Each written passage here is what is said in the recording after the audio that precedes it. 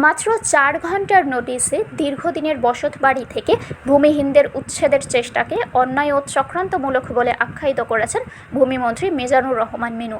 একই সঙ্গে ৪০ থেকে ৪৫ বছর ধরে বসবাসরত দরিদ্র পরিবারগুলোকে জেলা প্রশাসকের মাধ্যমে খাস জমি বন্দোবস্ত দেওয়ার আশ্বাস দিয়েছেন তিনি।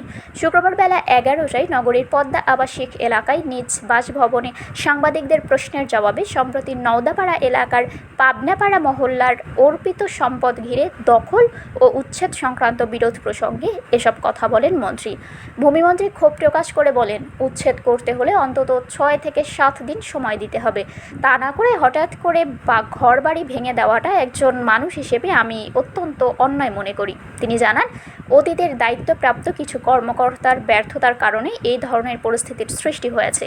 নির্বাচনী প্রতিশ্রুতি অনুযায়ী অসহায় ও নিঃস্ব মানুষের পাশে থাকা তার নৈতিক দায়িত্ব বলেও উল্লেখ করেন তিনি।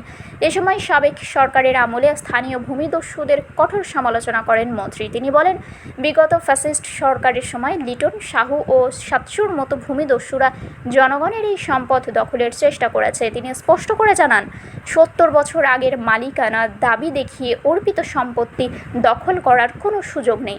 ভূমিদস্যুদের বিরুদ্ধে মিথ্যা মামলা ও হয়রানির প্রতিরোধে আইনি লড়াই জোরদারের আহ্বান জানিয়ে তিনি স্থানীয় আইনজীবীদের নিয়ে একটি প্যানেল গঠনের পরামর্শ দেন। পাশাপাশি তিনি ব্যক্তিগতভাবে আর্থিক সহায়তার ঘোষণাও দেন।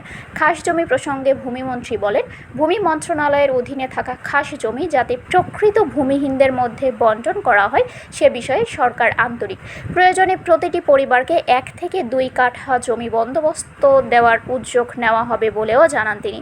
এদিকে এই ঘটনার জেরে সৃষ্ট উত্তেজনাপূর্ণ পরিস্থিতিতে আইন শৃঙ্খলা বাহিনীকে সরাসরি হস্তক্ষেপ না করে স্থানীয়ভাবে আলোচনার মাধ্যমে সমস্যার সমাধান করার আহ্বান জানান মন্ত্রী। এর আগে একই দিনে সকাল ১০টায় ভূমিমন্ত্রীর বাসভবনের সামনে অবস্থান কর্মসূচি ও ৩ দফা দাবিতে আমরণ অনশন শুরু করেন ক্ষতিগ্রস্তরা। পরে মন্ত্রী নিজে তাদের দাবির সঙ্গে একাত্মতা প্রকাশ করে পানি পান করিয়ে অনশন ভঙ্গ করান। আর এটা একটা টেম্পারিং করা কোর্টে আজকে হলো, আর ৪ ঘন্টার মধ্যেই ভূমি উদ্ধার করতে যেতে হবে। তার মানে এখানে কোনো কিন্তু আছে, আমাকে ৬ দিন ৭ দিন সময় দিতে হবে। সেটা না দিয়ে চট করে যায় ভেঙে দেবো, এটা অন্যায় হয়েছে আমি মনে করি। আমি একজন ব্যক্তি, একজন মানুষ হিসেবে এটা মনে করি। ও সেই হিসেবে তারা প্রায় ৪০-৪৫ বছর ধরে আছে।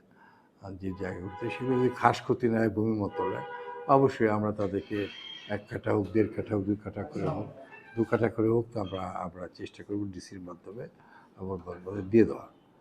তাদেরকে আমি অ্যাপ্লিকেশন করতে বলেছি। এটা অতীতের যারা এগুলো জায়গায় দায়িত্ব ছিল তাদের ব্যর্থতা হচ্ছিল। আমিও নির্বাচন করতে গেছিলাম, সেখানে তাদেরকে আশ্বাস দিয়েছিলাম এটা আমারও পবিত্র দায়িত্ব।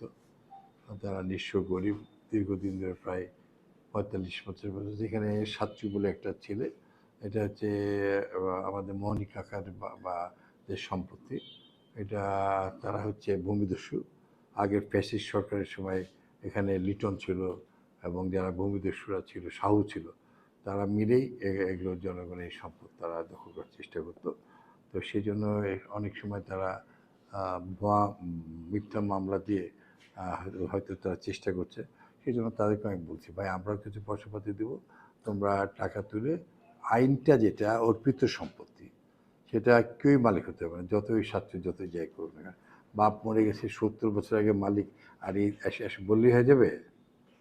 তো সেটা আমরা আমাদের মন্ত্রণালয় থেকে আইনের দিতে দেবো। তাদেরকে লয়ার এখানে আমি মিজান ভাই, তারপর জমশেদ ভাই, এদের পরামর্শ নিয়ে ওখানে ২জন কাউসার আর জামাল আছে, আমি তাদেরকে নিয়ে এটা করে ব্যবস্থা নেওয়া।